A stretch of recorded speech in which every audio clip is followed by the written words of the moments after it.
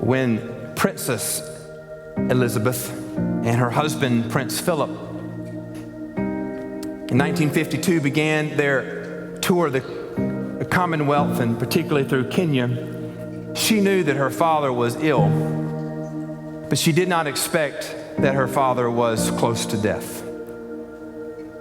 But while they were touring Kenya, word came that the king had died.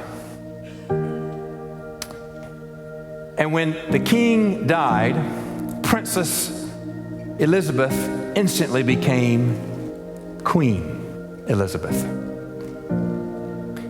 She and her husband and her entourage immediately boarded a plane to head back to the United Kingdom to attend to all the events that were required of the funeral and all the things of her father, and of course her ascension to the throne. But there was a problem.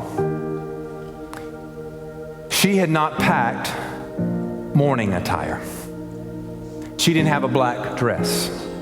She boarded the plane in Kenya in her summer attire that she had been wearing as they toured Kenya. But when that plane landed in London, someone smuggled onto that plane, as soon as it came to a stop, an appropriate black dress, a mourning dress for the Queen to wear before she emerged out of that plane. They smuggled it into the plane. She quickly dressed in that mourning attire, and so that when she emerged with the cameras and the news media all there waiting to capture that moment, she walked out in appropriate dress for the moment. She was in mourning for the death of her father.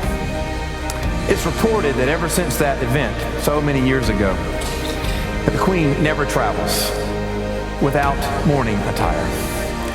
And she has made it a rule that all royals, wherever they go and whenever they go, also must travel with mourning attire, so that they're never caught in a similar situation where they're not properly dressed for the moment. And such it is with this world.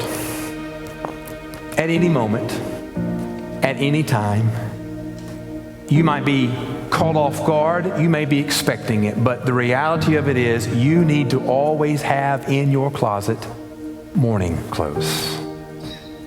Because there's mourning, there's suffering, there's death, there's sadness. We plan for and we dress for funerals. We make sure we have appropriate clothing in our wardrobes for mourning. We may not be kings and queens, but we still know how to dress appropriately for such things. But here's the good word for us today. There is coming a day when you can throw those clothes away. There's coming a day when you can gather up all the black dresses and the dark suits. You can put them all in the dark hearses and throw them away. Because the days of mourning are going to come to an end.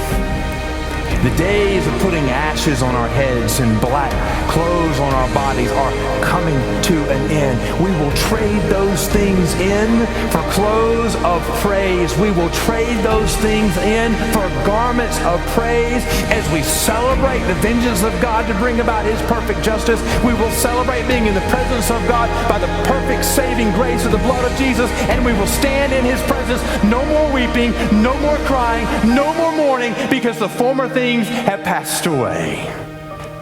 Dear friends, today is the day of God's favor. That favor has been brought to you through and by the blood of Jesus. There is coming a day of God's vengeance. Prepare for that by receiving Jesus today.